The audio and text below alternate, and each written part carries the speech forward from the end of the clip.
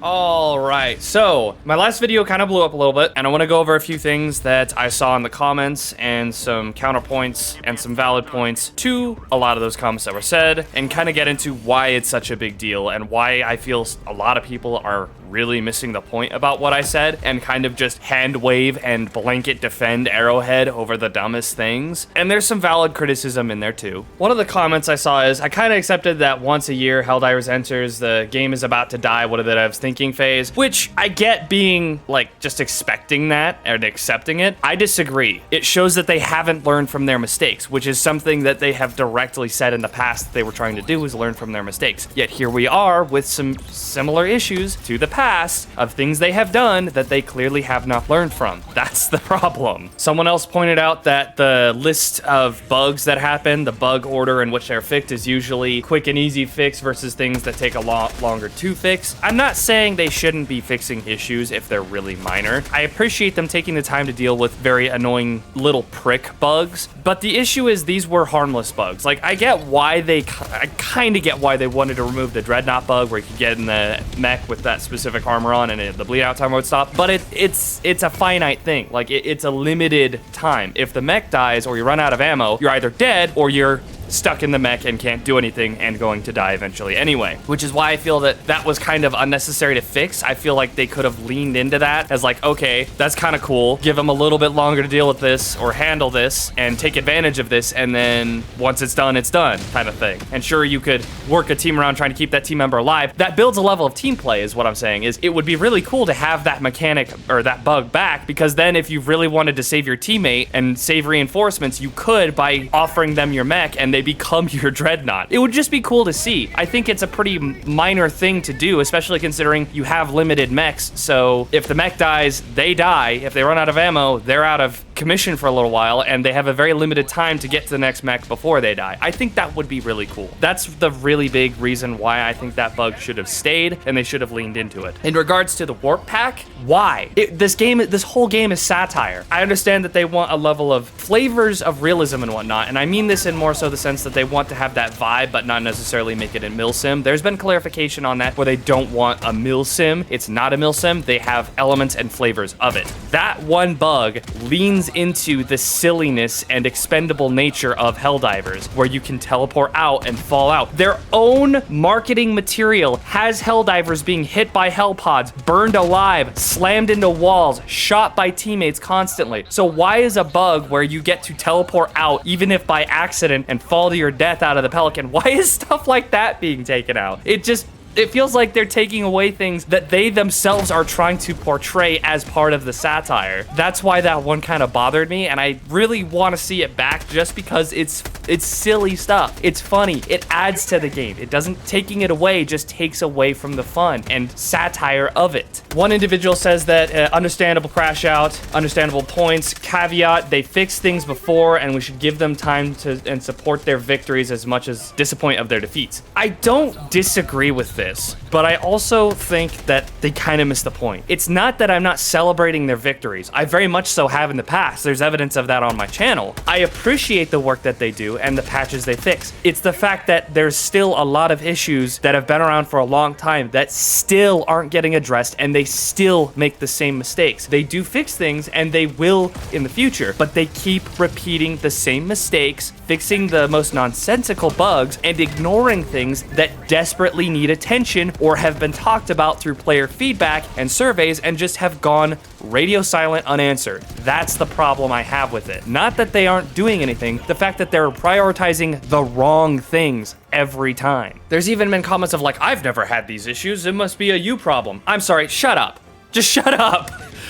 Seriously, you think that just because you aren't having these issues, then it must be a them problem? There's so many videos and so much evidence all over Reddit, all over Discord, all over YouTube of these exact problems from hundreds of people showing this exact problem, showing very specifically exact cases of the problems listed. And it's gone unanswered for a long time, which is why we're at this point of what are you guys doing? So just because you aren't experiencing it does not mean that it's my fault. Get your head out of your ass, dude. That's such a stupid thing to say. Some people are nicer about it and say, I don't know if I'm blessed or something. I don't have these issues. I've also gotten a couple comments of people specifically drawing ties to Hello Neighbor and a very specific developer who was a part of that, and people specifically name as part of the reason the game went into its escalation of freedom style crash out. I will not be a part of that camp. I refuse to say that it is specifically a single person's fault that this game has issues. They are not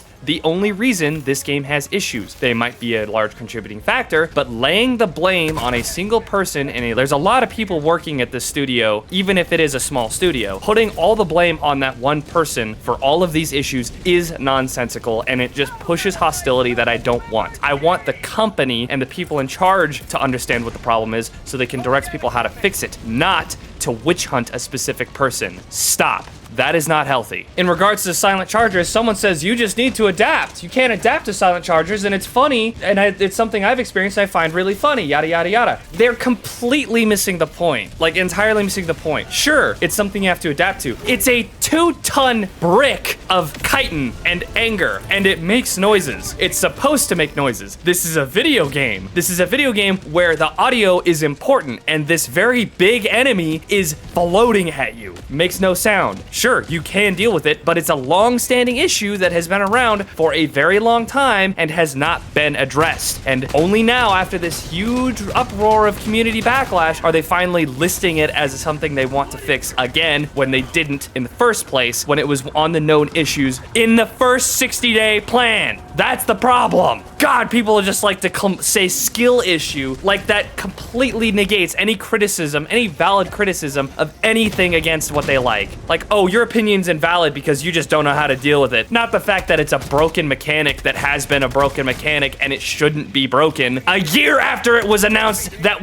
they know it's broken. The last one I want to talk about, and this was a back and forth between someone else in the comment section on this video. They have some weird stick up their ass about the War Striders, and they're like, I'm really tired of hearing people say that they need to have a weak point on the War Striders. Just bring an AT option and you'll be fine. Completely ignoring any other criticism of the War Striders, or the fact that they tank performance, or the fact that they completely go against the design philosophy of all of the other bots. I will try to find the video and I will put it up on screen, and I'll leave it in the description if I can find it, of someone who goes over exactly why these enemies are very infuriating, and I'll give you the cliff notes of it for my own personal feelings on why I think it needs to be changed and why it should be changed. Number one, most other tanks in the game you can kill with a medium armor pen weapon. It takes a minute, sure, it's not the most ideal or efficient solution, but it's possible. Even Hulks have a light armor weak point on their back. The backs of tanks, the tank treads, you can at the very least cripple a lot of these things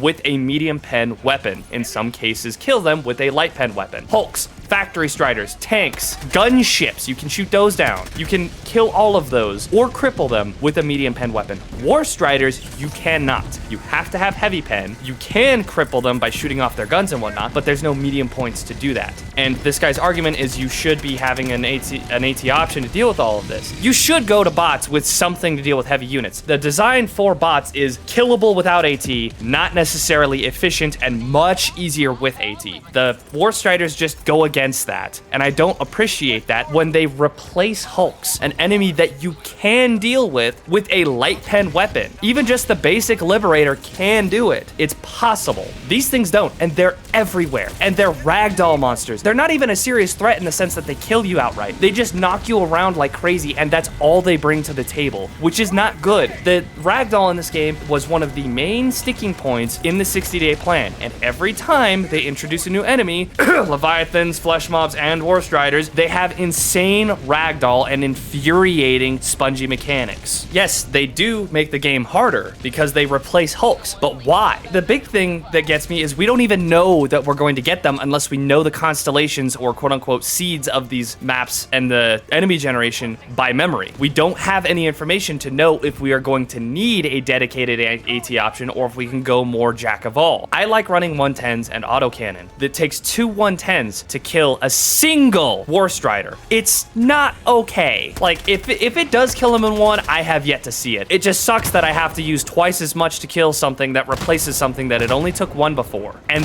they're 10 times more annoying because they just knock you around and ragdoll you. They drop grenades, which is fine, but their entire design philosophy is put pressure on you with grenades, and then once you're out of cover, you just can't do anything because they're ragdolling you. And again, there's tons of them. If there were less of them and they were mixed in amongst the Hulks, I wouldn't care so much. There's just a little too much of them going on in the way that they are built right now. This individual said, well, why don't you just bring AT and kill it outright? Because I like having fun. I like trying new things. I like challenging myself to see what I can get away with. Isn't that something that a lot of the people who say the game doesn't need to be harder say is just nerf yourself and do things with weaker gear and you'll have more of a challenge? Okay, well, I do that and I find a situation where that's less viable or something breaks that idea and suddenly that's a problem too. You can kill a factory strider with a medium armor pen weapon. You shoot out the front Gatling guns, you run up or under it, and you shoot the doors. You can kill it that way. The biggest enemy outside of the new Hive Lord, you can kill. The biggest ground enemy, let's say that. The biggest ground enemy outside of the Hive Lord, you can kill with a medium pen weapon.